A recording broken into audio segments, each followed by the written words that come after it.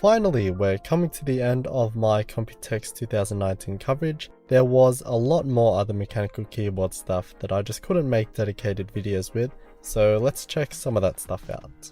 Alright, so first we have Tex, who are also from Taiwan, and they had some classy stuff. The Shinobi is their new version of their 7-row mech with a track point, which I guess is an upgrade from their Kodachi. But yes, stunning keyboard based on the ThinkPad board, and it has the same layout as my old ThinkPad X220. And they're working on a Bluetooth module which would make it a seriously sweet keyboard for a tablet. The Beetle 2 was their 60% board, but this one had the HHKB layout. For some reason they had a bunch of boards inside glass cabinets, even though mechanical keyboards are like all about touch, but yeah, it looked nice and had an aluminium case. Sharing the booth there was KB Paradise, and they showed off a bunch of their 60% V60 keyboards in various versions. One of them was an analog version in collaboration with Wooting, so I assume they had the FlareTech switches in them, which can read the distance a switch is pressed within a certain range. And they also had a bunch of die sub stuff.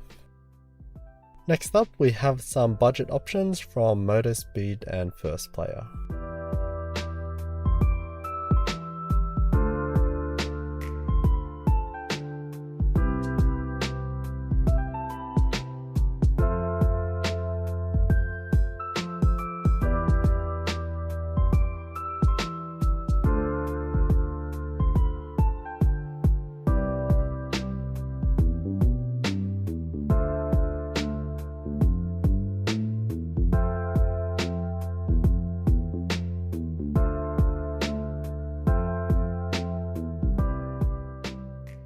ASIO. Now these guys had an impressive booth, just really nicely put together and well presented, which really reflected their products.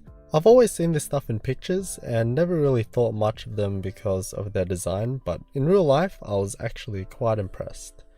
They had a really cohesive line of products. Their full-size and compact keyboards, which were 75% boards, came in a few different designs with combinations of wood, metal and leather. And they had matching mice and wrist rests, which were also super nice.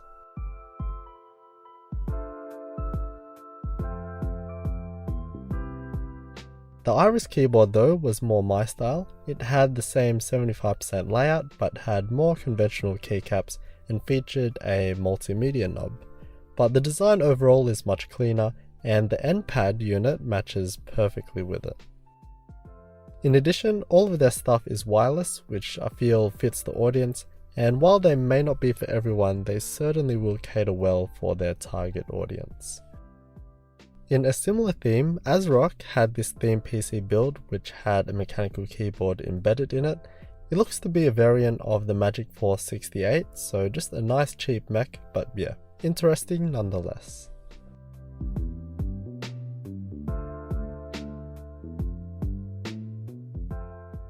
Now onto Noppu.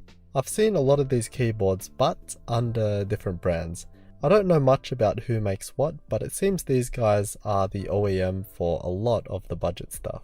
For example, the Choc 96, which features the awesome compressed layout combining the numpad and nav cluster, and has the magnetic top plastic housing, is the Rack Illis that I reviewed. An amazing keyboard by the way, as it also has the Altemu hot swap sockets.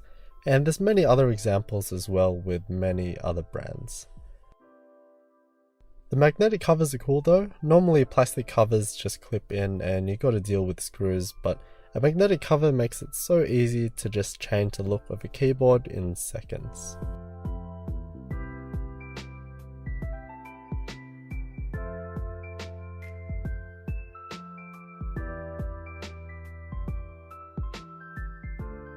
Unfortunately, I didn't get enough time at Wooting, which was disappointing because their Wooting 2 with their new Leica key switches was really interesting.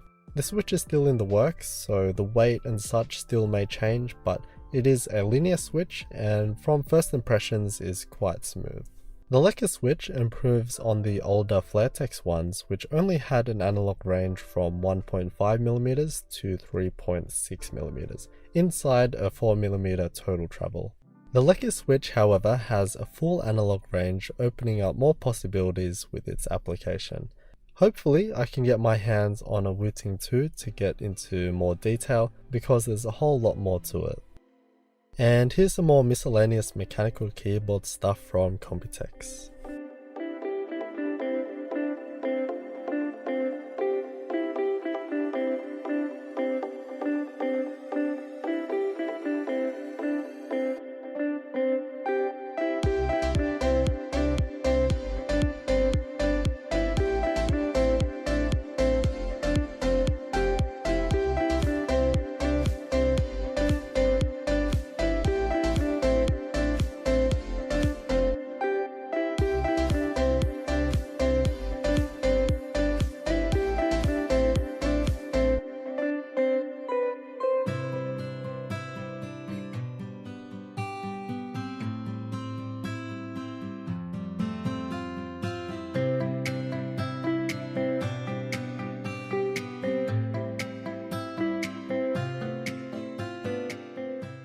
And that's a wrap on Computex 2019.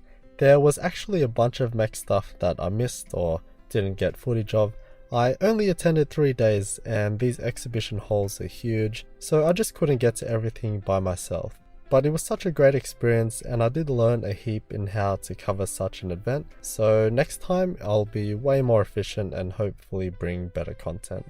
Taipei is a beautiful city as well. I only wish I had more time to actually see it a bit more, but I'm sure next time will be better. Huge thanks to Techware for supporting my coverage of Computex 2019. Please check them out with the links below. And that's it, back to normal viewing now. Being away for this long, I have so much stuff piled up, so stay tuned.